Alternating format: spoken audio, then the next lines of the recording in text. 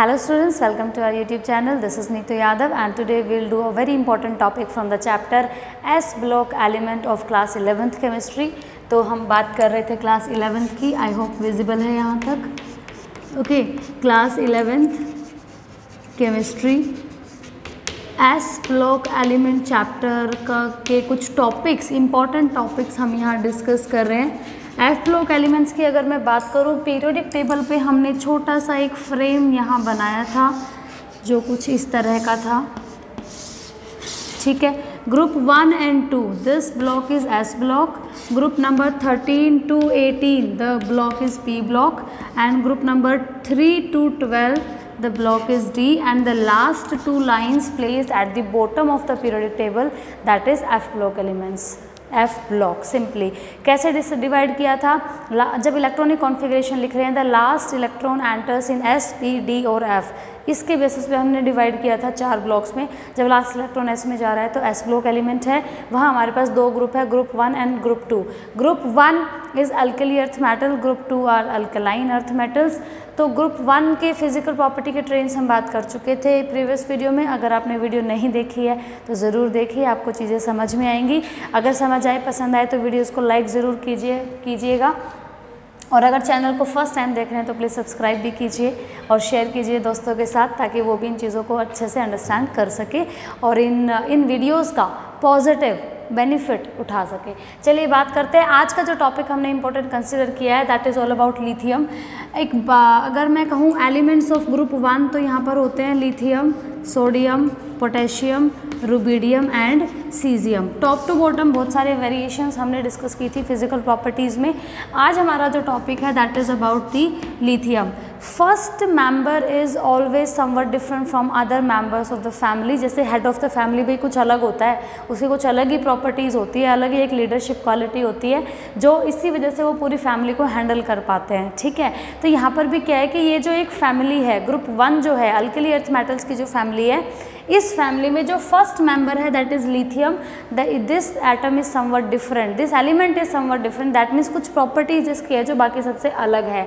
तो 2 टाइप के क्वेश्चन बन सकते हैं, why it is different and how it is different. मतलब क्यों है ये अलग बाकी सबसे और किस तरह से अलग है, ये 2 चीज़ बनती है. तो क्योंकि अगर बात की जाए तो सबसे पहला जो रीज़न है वो रहेगा इसकी एटॉमिक रेडियस, या मैं बात करूँ उसकी आयनिक रेडियस के बारे में, कि जब हम कहते थे आयनिक रेडियाई और एटॉमिक रेडियाई का ट्रेंड टॉप टू बॉटम तो इंक्रीज होता है. तो स्मॉलेस्ट कौन हुआ?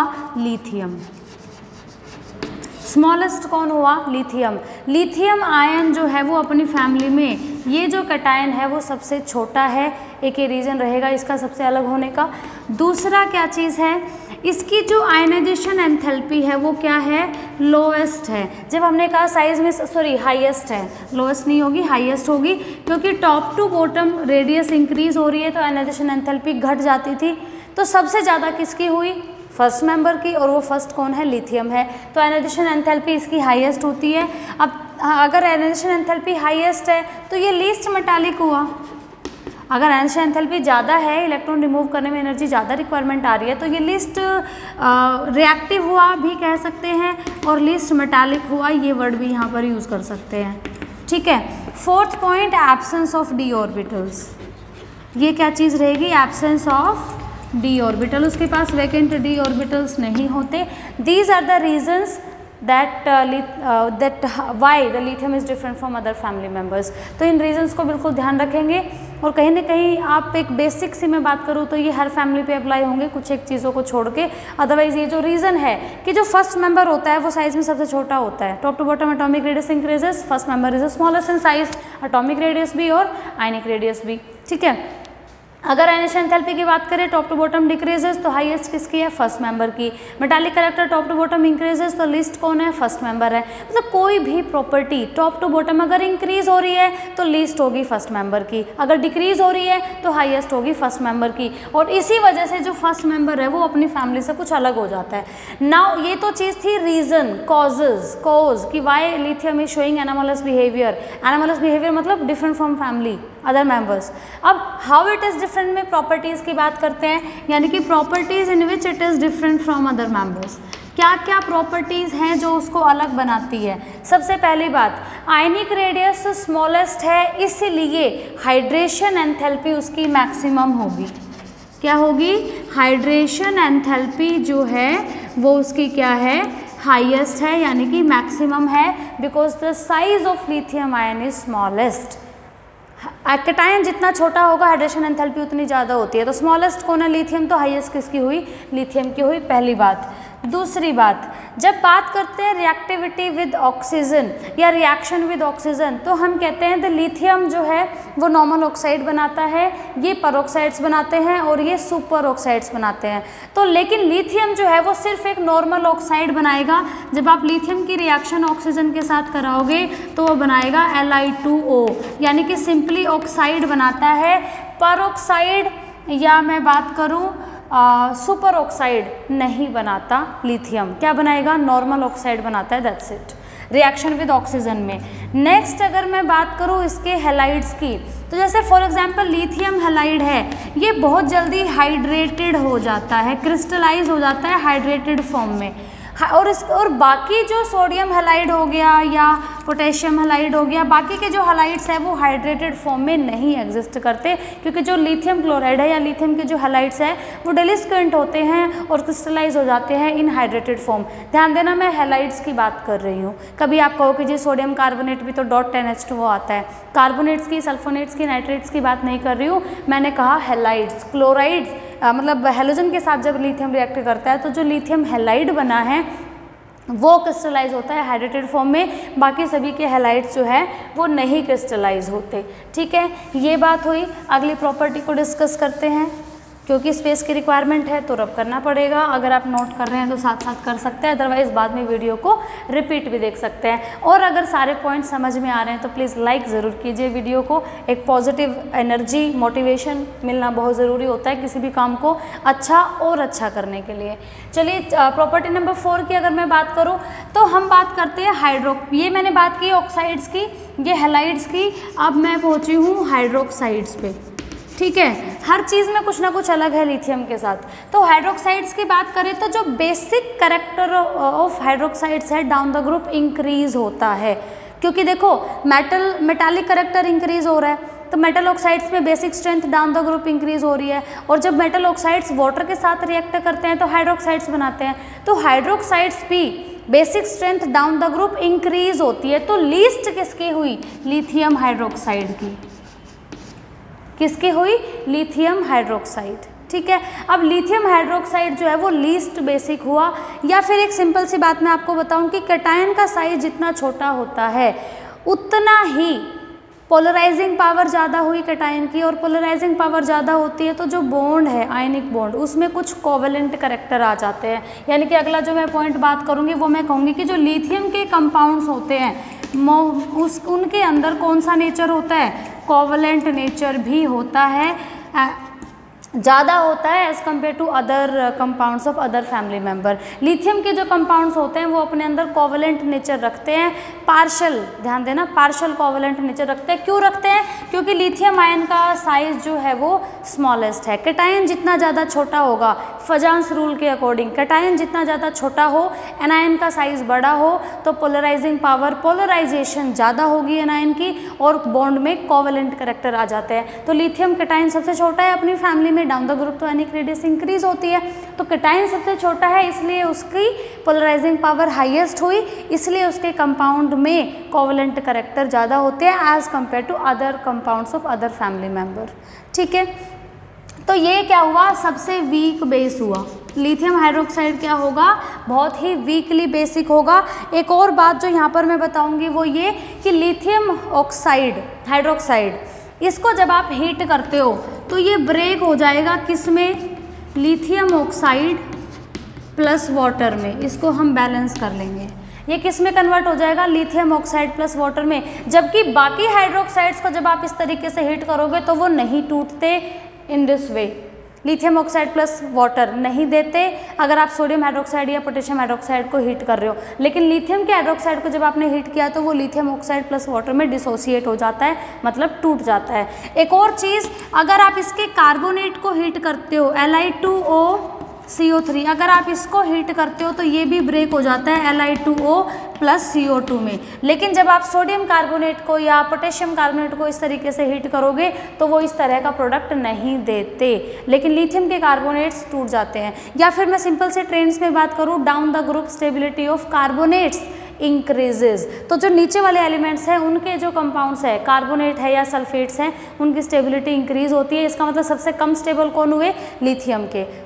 थर्मली अनस्टेबल होते हैं, यानी कि जब आप उनको हीट करते हो तो वो टूट जाते हैं जल्दी से। लेकिन बाकी मेटल्स के जो कंपाउंड होंगे, कार्बोनेट्स या हाइड्रोक्साइड्स या नाइट्रेट का भी एक आएगा, जैसे आप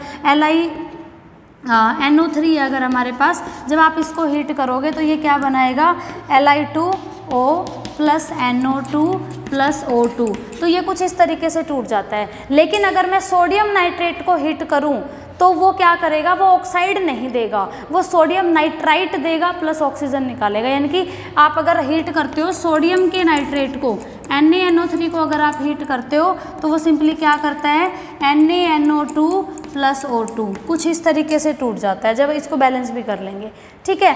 तो क्या चीज़ है कि भाई सीधी सी मतलब 2 लगा दो इसके आगे, बैलेंस हो ही गया। तो सीधी सी बात ये है कि देखो प्रोडक्ट में डिफरेंस है। ये जो लिथियम का नाइट्रेट है वो टूटा है oxide plus NO2 plus oxygen में। सोडियम या पोटेशियम या बाकी मेंबर के किसी का भी नाइट्रेट लोगे वो कुछ इस तरीके से टूटेगा। दैट मीन्स लिथियम की प्रॉपर्टी डिफरेंट है। क्या आपको यहाँ तक ये पॉइंट समझ में आए? सारे बात हो रही थी लिथियम कैसे अलग है अपने बाकी फैमिली मेंबर से। हाइड्रेशन एंथैल्पी मैक्सिमम है। इसका मतलब इसके जितने भी कंपाउंड्स होते हैं वो मोस्टली किस फॉर्म में एग्जिस्ट करेंगे? हाइड्रेटेड फॉर्म में एग्जिस्ट करेंगे। मैक्सिमम हाइड्रेटेड होंगे लिथियम के कंपाउंड्स, क्योंकि उसकी हाइड्रेशन एंथैल्पी ज़्यादा है and the reason is small size of the lithium cation. उसके बाद ऑक्साइड बनाता है नॉर्मली, पेरोक्साइड सुपर ऑक्साइड्स नहीं बनाएगा। हैलाइड की बात करें तो वो भी हाइड्रेटेड होते हैं, लेकिन बाकी के हैलाइड जो है वो हाइड्रेटेड नहीं होते, बहुत ही डेलिस्क्वेंट होता है, क्रिस्टलाइज हो जाता है in the form of hydrated. LiOH is a weak base, अगर आप इसको हीट भी करते हो तो कुछ इस वे में टूटेगा, बाकियों के इस तरीके से नहीं टूटते, अलग ही प्रॉपर्टी होती है। तो ये कुछ पॉइंट्स मैंने यहाँ लिस्ट आउट किए। एक दो चीज़ें अगर एक और पॉइंट, एक और रिएक्शन है, रिएक्शन डायरेक्टली विद नाइट्रोजन। जितने भी आपने केमिकल प्रॉपर्टीज़ के लिए पढ़े होंगे सभी एलिमेंट्स, तो हमने बात की थी reaction with oxygen, reaction with CO2, reaction with H2 hydride बना रहे थे जहाँ पर। तो ये जो लिथियम है, मैंने बोर्ड को 3 पार्ट्स में भाई कर लिया डिवाइड, क्योंकि समझ में आ जाएगा। अब मैं 7th नंबर पे बात करूँ, 7th नहीं एक्चुअली इसको मैं 7th बना देती हूँ क्योंकि पॉइंट्स बनेंगे हमारे पास, इसको 8 बना देते हैं। बात करूँ मैं रिएक्शन विद नाइट्रोजन की, तो lithium is the only element which can directly react with nitrogen to form nitride. तो यहाँ पर वो क्या बना देगा? Li3N। और भाई कुछ इसको बैलेंस करने के लिए हमें ऐसा करना पड़ेगा, 6Li plus N2 gives 2Li3N। ठीक है, तो लिथियम जो है वो डायरेक्टली नाइट्रोजन के साथ रिएक्ट कर जाता है, लेकिन बाकी एलिमेंट्स डायरेक्टली नाइट्रोजन के साथ रिएक्ट नहीं करते, नाइट्राइड नहीं बनाते। एक और बात मैं अगर करना चाहूँ यहाँ पर, तो एक एसिटाइलिन या सिंपली मैं कहूँ इथाइन मॉलिक्यूल जो होता है, इसके साथ जब सोडियम एटम रिएक्ट करता है तो ये कहीं ना कहीं एसिडिक की तरह बिहेव करती है, और वो क्या करते हैं, प्रोडक्ट हमें कुछ इस तरीके का देते हैं। मतलब दोनों ही हाइड्रोजन जो है, सोडियम उन दोनों हाइड्रोजन को रिप्लेस कर देता है। लेकिन बात करूँ मैं लिथियम की, तो लिथियम ये वाली रिएक्शन शो नहीं करता, बट इंस्टेड करता क्या है, लिथियम की रिएक्शन जब डायरेक्टली आप कार्बन के साथ करवाते हो, ठीक है, तो वो सिंपली ये वाला कंपाउंड बना देता है। यानी कि इसके साथ करा रहे थे तब इन हाइड्रोजन को रिप्लेस करके ये नहीं बनाता, लिथियम डायरेक्टली कार्बन के साथ रिएक्ट करके लिथियम एसिटाइलाइड बना देता है। या फिर मैं बात करूँ लिथियम, जैसे मैंने कहा डायरेक्टली नाइट्रोजन के साथ रिएक्ट करके नाइट्राइड बनाता है, ऐसे लिथियम डायरेक्ट सल्फर के साथ भी रिएक्ट कर सकता है सल्फर बनाने के लिए, और डायरेक्टली फॉस्फोरस के साथ भी रिएक्ट कर सकता है। यानी कि लिथियम इज़ बहुत सारी चीज़ों में अलग हो गया बाकी सभी एलिमेंट्स से। तो ये सारी कुछ प्रॉपर्टीज़ है, रेफरेंस बुक उठाओगे तो और भी बहुत सारे पॉइंट्स मिल जाएंगे आपको। आई थिंक इनफ है ये। 3 नंबर में, 2 नंबर में अगर ये पूछा जाता है तो आप 2 नंबर में अगर पूछा है तो कम से कम 4 से 5 पॉइंट, या 3 नंबर में पूछा है तो 6 से 7 पॉइंट आपको लिखने होते हैं। तो आप इन चीज़ों को सबको याद रखेंगे। अब एक और चीज़, अगर वीडियो बहुत लंबा नहीं हुआ है तो ठीक है, चलिए ऐसा करते हैं, अगली वीडियो में डिस्कस करेंगे diagonal relationship between lithium and magnesium. In short मैं बात करूं तो ये जो प्रॉपर्टी हमने जितनी लिथियम की डिस्कस की है ना, ये सारे कुछ प्रॉपर्टी मैग्नीशियम भी देगा, and magnesium is having some relationship between lithium. बता ही देती हूँ, वही ठीक है, क्योंकि इतना कुछ फिर से लिखना पड़ेगा अदरवाइज़ मुझे। देखो बात क्या होती है, मैं उस साइड से रब कर देती हूँ इस बोर्ड को because I need some space. बात ये है कि पीरियोडिक टेबल में अगर हम ग्रुप 1 ग्रुप 2 को देखें, ठीक है, तो यहाँ है हमारा लिथियम, यहाँ बेरिलियम, इधर है सोडियम और इसके बाद आता है भाई मैग्नीशियम। या मैं बिल्कुल थोड़ा सा और साइज़ में बड़ा लिख लेते हैं इसको, लिथियम बेरिलियम, और इधर कौन है, सोडियम और मैग्नीशियम।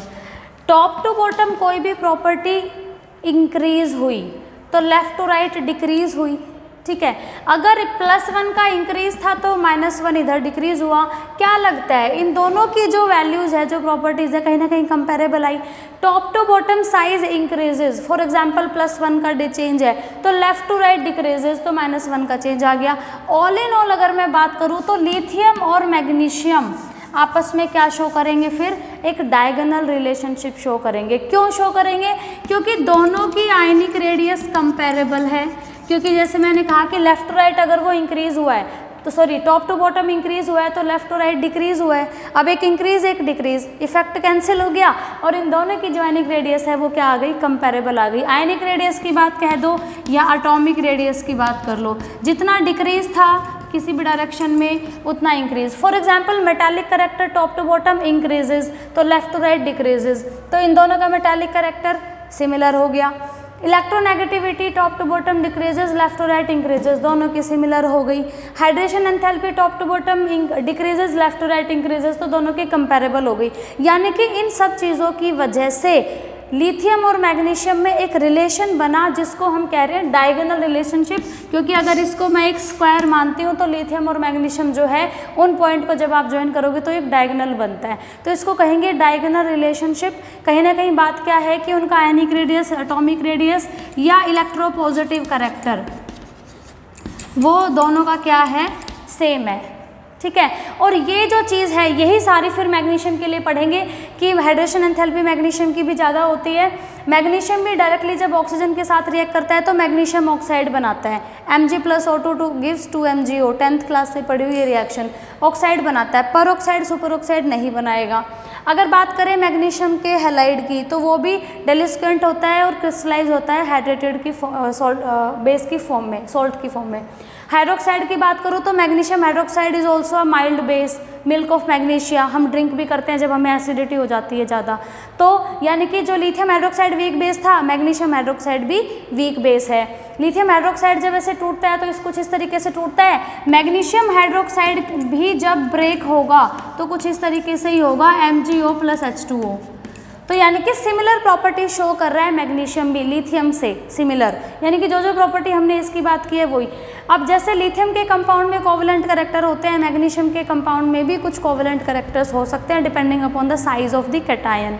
उसके बाद लिथियम कार्बोनेट जैसे टूटता है इसी तरीके से मैग्नीशियम कार्बोनेट भी ब्रेक होगा। MgCO3 को जब आप ब्रेक करोगे हीट करने पे तो वो बनाएगा MgO+CO2, ठीक है। जैसे नाइट्राइट लिथियम का ब्रेक हो रहा है, लिथियम ऑक्साइड प्लस NO2 और O2 दे रहे हैं, सेम तरीके से मैग्नीशियम नाइट्रेट जब डिकम्पोज होगा, स्पेस थोड़ा कम है अदरवाइज लिख सकते हो MgNO3 का होल ट्वाइस होगा, यहाँ पर हीट करोगे तो मिलेगा magnesium oxide plus NO2 plus O2। यानी कि जो जो प्रॉपर्टी आपने लिथियम की पढ़ी है अभी इस वीडियो में पहले, सेम प्रॉपर्टीज़, सिमिलर प्रॉपर्टीज़ कौन शो करेगा, मैग्नीशियम शो करेगा। क्यों, क्योंकि दोनों के अंदर एक रिलेशन है, डायगोनल रिलेशनशिप। तो जो प्रॉपर्टी लिथियम की है वही मैग्नीशियम की। ध्यान देना 100% तो होगी नहीं, कुछ तो अलग भी है, लेकिन हम क्योंकि सिमिलर वाली पढ़ रहे हैं तो सिमिलर की बात कर रहे हैं, लेकिन कुछ अलग भी है, तभी तो दोनों अलग अलग ग्रुप में रखे हुए हैं, वरना फिर एक में रख देते अगर 100% ही सेम हो जाते तो, ठीक है। तो इस टॉपिक को आप एक बार बुक से बिल्कुल पढ़ेंगे, बिना पढ़े बुक से तो कुछ होगा ही नहीं। बहुत कुछ सारा आपने यहाँ पे सुन लिया, कुछ आप नोट जब बुक को रीड करोगे तब भी चीज़ें क्लियर होंगी। फिर भी अगर कोई डाउट रह जाता है तो कमेंट करके ज़रूर बताइए, और अगर समझ में आ गया हो, वीडियो पसंद आया हो तो वीडियो को लाइक कीजिए, शेयर कीजिए दोस्तों के साथ। Thanks for watching till end good bye.